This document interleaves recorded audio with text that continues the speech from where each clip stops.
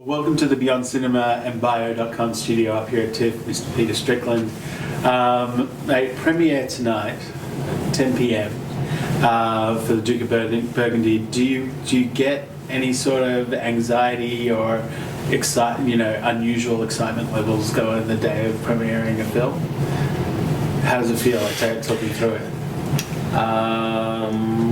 Stomach aches, bloating, nausea. Slightly blurred vision.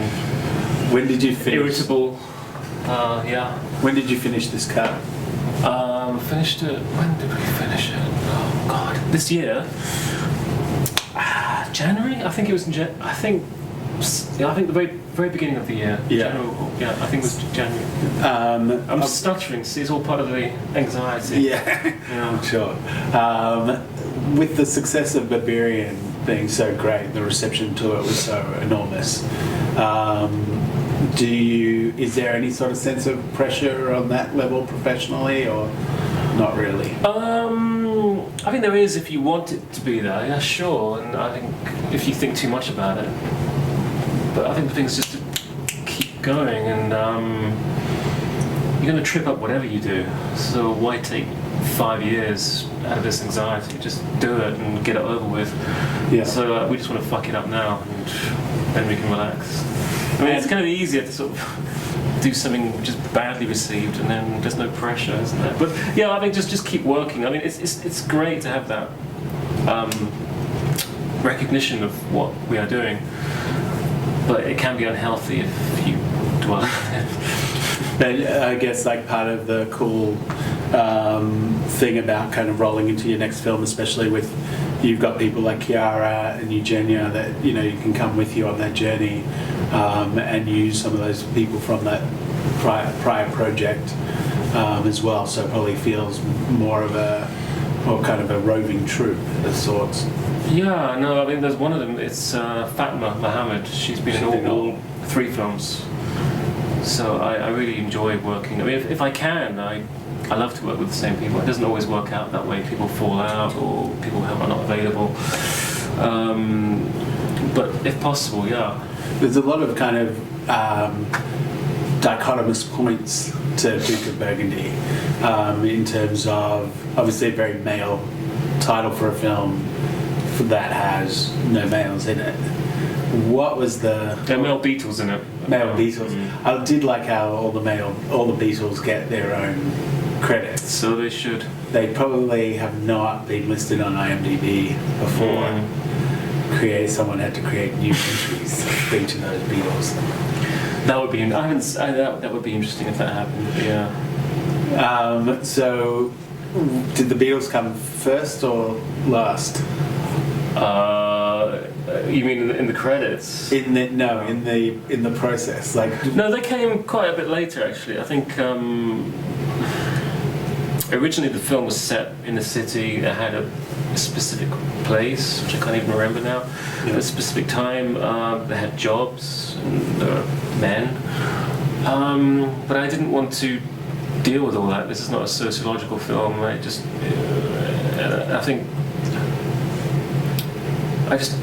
don't want to. I'm not interested in what jobs they do. It's a fable. They're rich. Who cares how they get their money? And it's a very contained world, and I just wanted to focus only on this power struggle in the relationship. Was that then a kind of a construct that benefited itself, kind of surprisingly, that you weren't intending to take out all external factors in that way, or by taking out a setting or a city from being a potential character, you leave it to this kind of duality of just these two people, this two-hander situation, and leave them be the kind of core and the essence of everything? Yes. Basically, yeah. Did that make it easier or harder? It's harder in the sense that you to go between scenes when you only got 2 characters. The fluidity can be a bit harder sometimes, and I think obviously if you've got more settings and more people, there's a lot more things to write, and you can. But weirdly, it kind of we cut out a lot. So we had a surplus of material. I mean, we lost 1 hour from the film. I think even contractually it was too long. I think the first cut was 3 hours. So strangely, I think in the end, cutting out all these other things, there was actually more to write about somehow. I mean, that whole subject, I mean, it can just go on forever. There's so much, like any subject, there's just so much you can do with that. So by taking out all those pieces of the puzzle, why shoot in Hungary versus shooting somewhere else? I like Hungary, and I have friends there, and so a lot of it is personal. I like to see people in the evening have a beer with. But I worked with, my first film was working with Romania, wasn't it? but with Hungarians mostly. I mean, there's some Romanians as well, but the crew were Hungarian. Yeah. It has the locations really. I mean, money-wise, it is cheaper, but that's not the main reason for me. I mean, we had enough money to shoot it in the UK, so money was not the reason. I mean, it's got that wonderful Habsburg architecture. It just has that feeling of. Basically, I wanted somewhere in Europe, particularly the kind of Central Europe, that you don't know which country it is, but it has that feeling that I love from even Disney films such as Pinocchio, where you're not sure exactly where it is. That was quite important not to make it specific. In terms of other kind of obstructions, in a sense, with Barbarian, the fact that it was, a horror film without blood was a fact that was kind of a signature point of that film, and that this is this kind of, two-hander, obviously sensual relationship between these two women, and is not, focused heavily on nudity or the actual sexual acts, like what, and so by having kind of that horror film without blood and this kind of very sexual film without nudity, are these things that you think of in terms of trying to challenge yourself, or is this just these things just happen to you? I think that was a challenge to myself. I remember when I was writing it, I hadn't seen the film, but Blue is the Warmest Colour was showing in Cannes.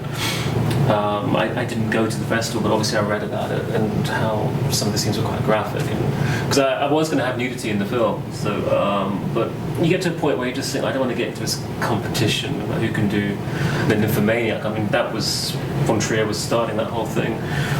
So I just go the other way, just don't show anything. But still, I wanted to, not for any reasons to do with being a prude or anything like that. I mean, many of the films I love, which inspired the film, are full of adult material. But yeah, I think it's just, we have these restrictions, just see what we can do with it. But I'm aware that I've done it twice now, so I think I won't be doing it again. You won't. So you rest assured. You don't feel like next time it's going to be a race car movie. Don't worry about it. Don't worry about it. It's going to be fine. Yeah. A Disney movie without Walt. Yeah. Yeah. And so, and to go back to the title of the film, like why the title? Oh, it's a joke. I mean, not a very funny one at that either. I kind of once the laughter's worn off, you think, oh god, the title was stuck. And I wanted to change it, but I said, oh, it's too late. And that taught me for having jokes as titles. I just like to have a male, as you mentioned, a male title in there for an exclusively female world. But it had this very specific imagery that it was linked, it felt like Downton Abbey or something. It's kind of tasteful period drama, which it's not. But I guess I like misleading titles. And my favourite is Throbbing Gristle's 20 jazz funk parades. No jazz. No jazz. No, certainly not. That's it. I think it just was a slightly sort of mischievous thing that maybe was only funny to me. Not anymore. Is that why you get along with the guys from Rook pretty well as well? They're a mischievous bunch. Yeah. I like the Rook guys a lot. Like obviously and Ben Pete Wheatley's. Toombs especially, because he's. I mean Ben. I love Ben, but he's had enough press. You know. Let's talk about Pete Toombs, because he wrote this book, Emerald Tales, with Cathal Tolkien, I think, and it's just fantastic. I mean, it opens up this whole world of that Bodovchik and Jess Franco, and Jean Rollin, and some other directors, Rob Grillet as well, and that whole side of cinema, which is kind of classed as disreputable, but he finds this genuine wonder in not so much the films, because I think all of them are. Well, if you look at Franco's films, I mean, quite bad films sometimes, but just in terms of sort of moments that you can go into, which are kind of portals, which go into a strange realm, which are unlike anything else.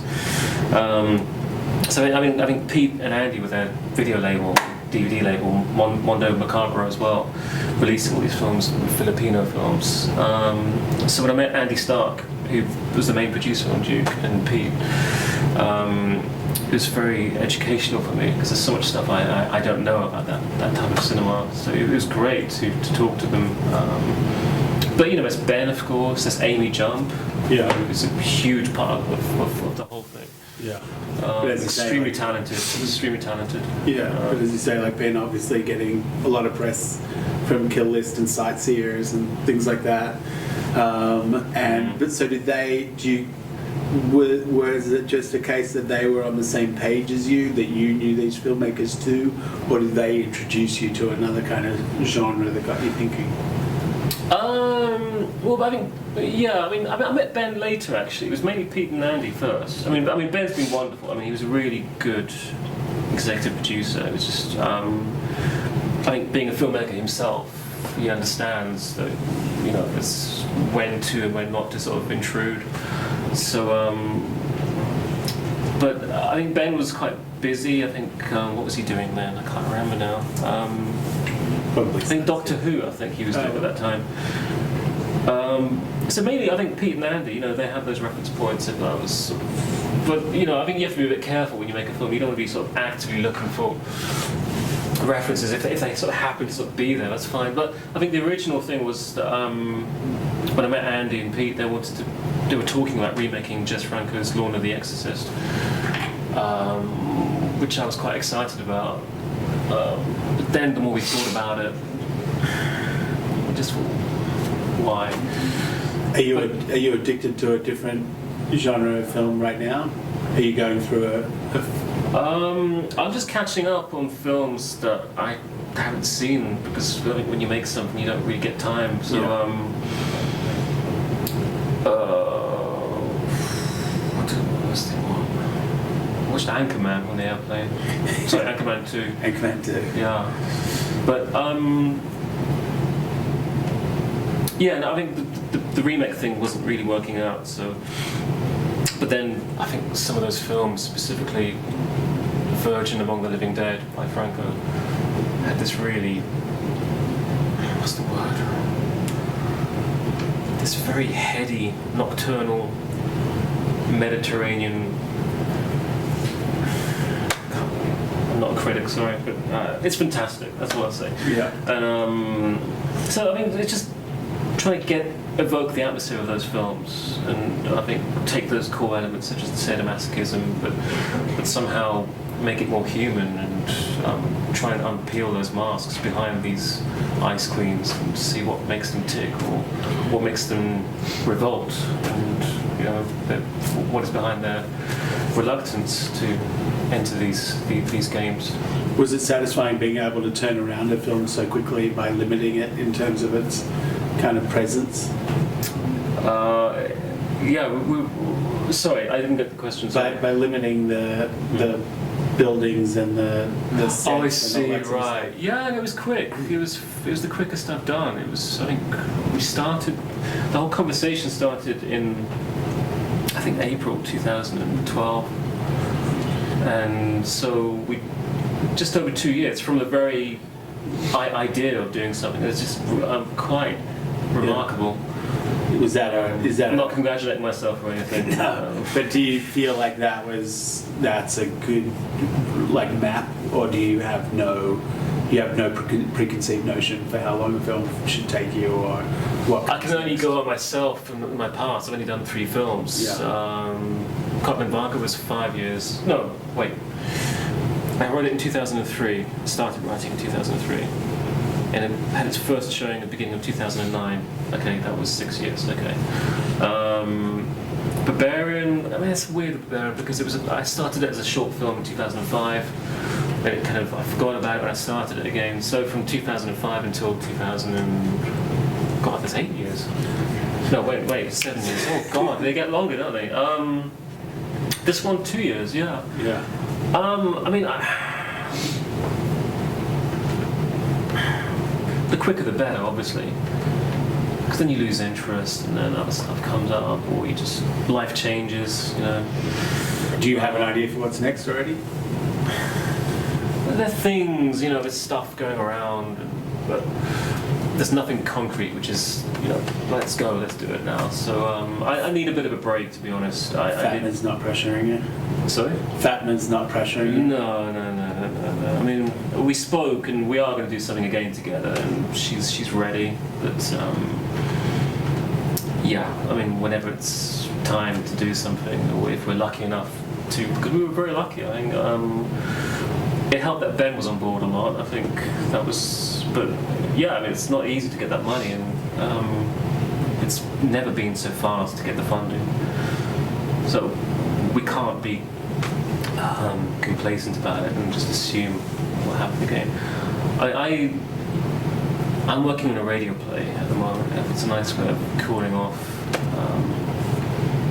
and just see what's going to happen. Just see. Very cool. Well, enjoy tonight. So I'll try. as much as you can, and look forward to seeing what the journey's like for you. Thank you. Cheers. Thanks.